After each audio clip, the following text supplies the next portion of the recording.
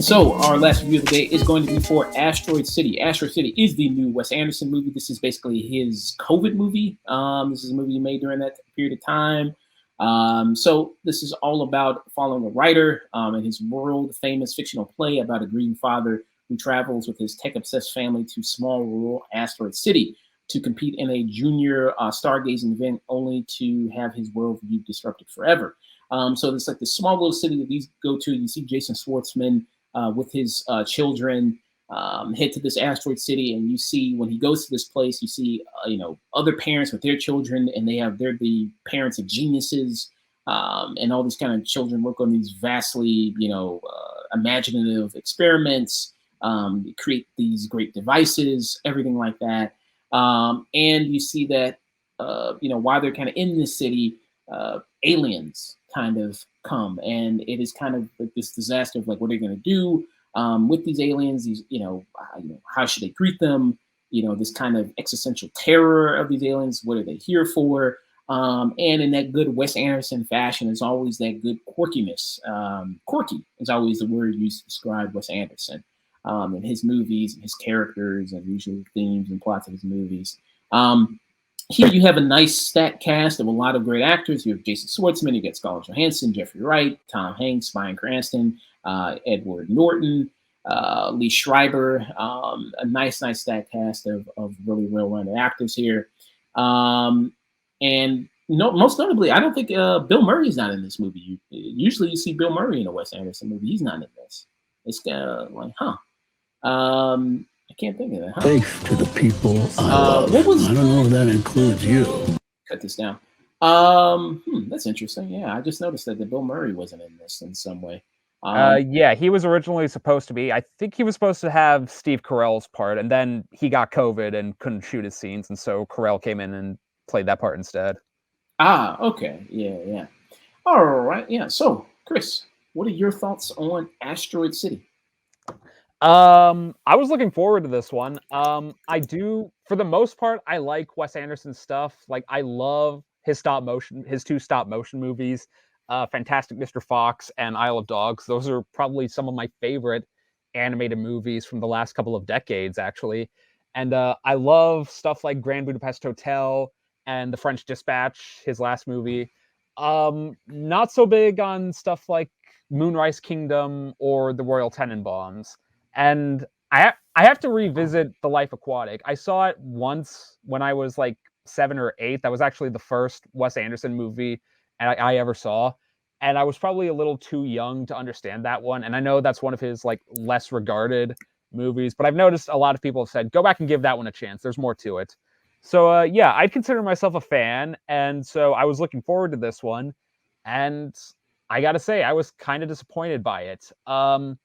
Yeah, Wes Anderson's movies are usually very quirky, but to me, this was quirky in a way that didn't work in service of the movie. It felt like it was trying to be too clever and cute for its own good, particularly with the structure. Like, I don't want to give too much away, but there's an element of how this movie is structured and, the characters, like what they actually are within the reality of the world. And I wasn't too keen on that. To me, it ended up making the whole movie feel just sort of needlessly like convoluted in terms of how the story played out. And it's like, okay, we're doing this. Wait, why? What's going on? And I feel like another consequence of that is that I don't feel like we really get it as invested in these characters as we probably would in other Wes Anderson movies where that whole structure thing isn't there. And there's potential for a lot of them. Like, you mentioned the whole thing set up with Jason Schwartzman's character and the relationship that sort of starts to rise up with him and Scarlett Johansson. That's an interesting concept, but I don't think it gets all the shine it really needs in order to land with the sort of impact that it needs. And it's the same thing with his dynamic with Tom Hanks as his father-in-law. Like, there's a lot of meat there that both actors could really chew on. As a matter of fact, I'll go so far as to say the acting is really good. Like, I don't think there's a bad performance in the entire movie. And especially after Elvis and Pinocchio last year, it was so refreshing to see Tom Hanks be good in something again. Like, it warms the heart, you know? It's like, okay, COVID didn't take away his skills. He still got it. That's good. But yeah, that's another storyline that doesn't really land with all the stuff that's there. The kids, the stuff going on with the kids, that could be really like charming and sweet, but they come on so little, and whenever they are there, it's mostly just for running gags, like the whole thing with Liev Schreiber's kid, where he keeps like telling people like, "Dare me to do something," and they're like, "No, we're not going to dare you to do that," and he's like, "Fuck you, I'm going to do it anyway," and then he like jumps off a fucking building or whatever, and it's like, okay, these are amusing concepts, but I'm not as hooked into these characters as I should be, so I'm not laughing as hard as I probably should be, or I'm not as charmed by it. And I could keep going on with more and more stories like that. There's a whole thing with Maya Hawke as like this religious school teacher and this cowboy that's there. They get like maybe 3 scenes together, and that's about it. Where it's like, yeah, like none of these characters like are sticking with me, and it like that's my biggest problem is that I like only been like a week since I saw this movie, and I'm already forgetting like so many chunks of it. And it's really sad because I do think Wes Anderson is such a gifted and distinct filmmaker, and he's made some really great stuff. But this just kind of feels like, it just kind of feels like him sort of going through the motions. It's the same things you've seen him do a bunch of times before, just not done nearly as well to me. Chris, I completely agree with you. Yeah? I can, I completely agree with you. Feel the exact same way that you do here. So me being, am I a Wes Anderson guy? I know there's always a quick conversation with Wes Anderson. Well, where people say like, okay, does he have a distinctive style, or is he just doing the same thing over and over again? And how do you differentiate people who do the same thing over and over again and just who has their own unique style? For the most part, when I look at his filmography, I like more of his films than not. I know you mentioned you didn't like The Royal Tenenbaums. I like that one. I also like Life Aquatic of Steve Zissou. I like his 2 stop motion pictures like Fantastic Mr. Fox and Isle of Dogs. I even think like Fantastic Mr. Fox is maybe one of his better ones. I think that's probably one of his best ones. I've never seen Moonrise Kingdom before, but like things like Grand Budapest Hotel and French Dispatch, I did see. And with this, I feel like, yeah, this is definitely on the weaker ones. Oh, hello, Melons Chloe. Thank you for the raid there, Melons Chloe. I was just going to raid you when you were done with everything like that. But hey, thank you very much. Yeah. Ready for Maturity said, I do think he's got a very distinctive style. I find annoying. Yeah, it's not everybody's cup of tea. Like I said, that quirky kind of style and that humor is not going to work for everybody. And I think, if you had to say like, if somebody says like, man, I find this style very annoying, I wouldn't tell people to watch this movie. I don't think this is going to turn you around because like you mentioned the Liev Schreiber, like with his son and like the character who's daring, like he dares people for him to do things and he just does it anyway. I don't think that's very funny at all. All the stuff there. I feel like there's threads here of going on of good stuff. But ultimately I don't think it really culminates to really anything because you got some good stuff with Jason Schwartzman, like with him being a widow now and him trying to take care of his kids. He's got 3 kids and he's trying to take care of them, now being a widow. And he's got this strained relationship with his father-in-law, Tom Hanks, where I'd really like to see where that kind of went. And then the structure of the storytelling, as you mentioned, not going to give anything away there. Also kind of throws things off. I feel like there, and it kind of just takes you out of everything. And I think this kind of throws you off there. I think that I like the look of the movie.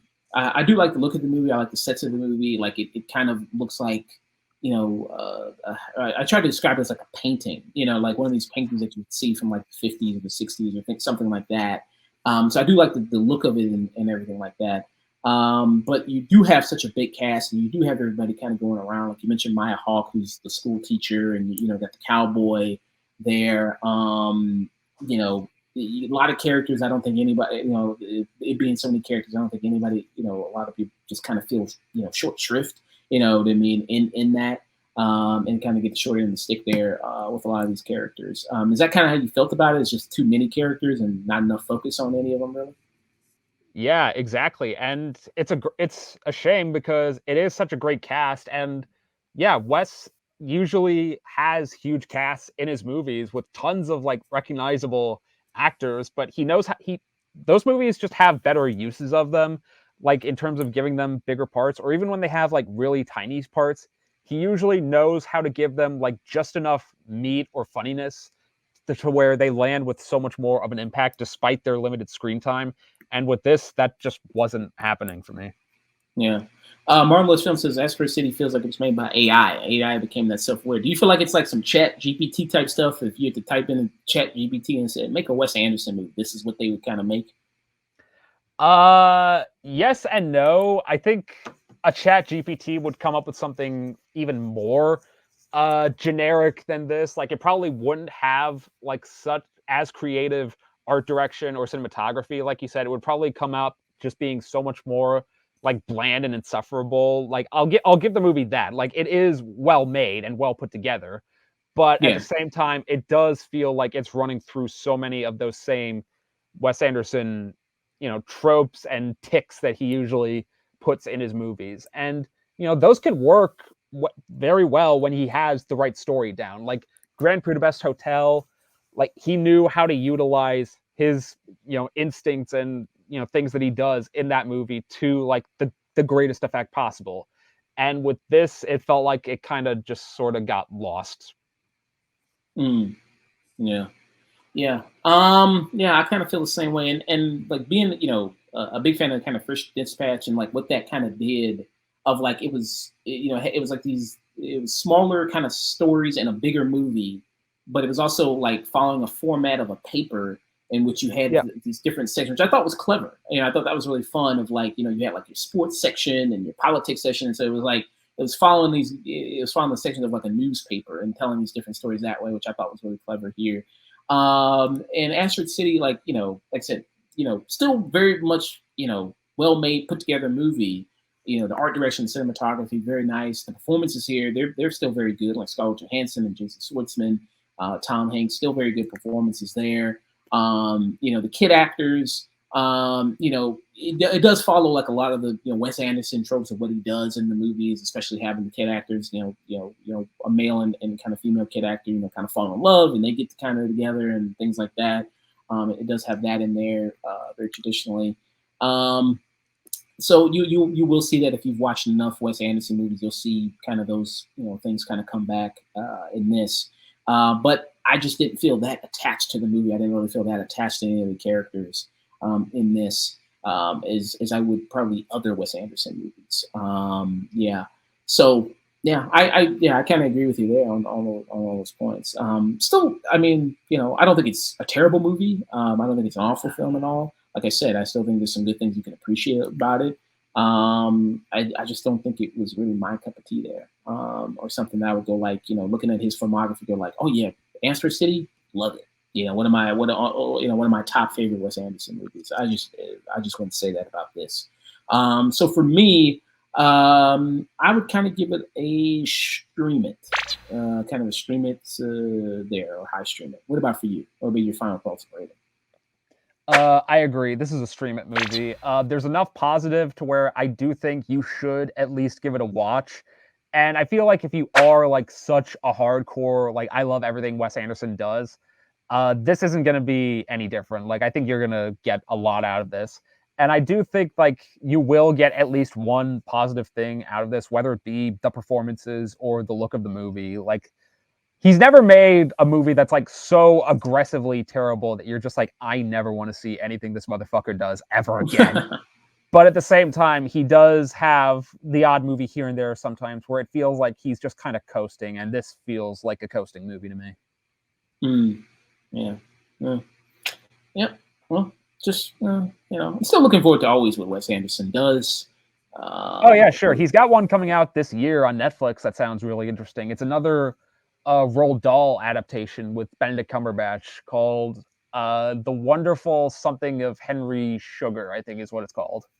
Yeah. So I'm always still going to be there for what Wes Anderson does. But yeah, this just wasn't my thing. Didn't really excite me that much for Asteroid City there. So I gave it 2 streamers for Asteroid City.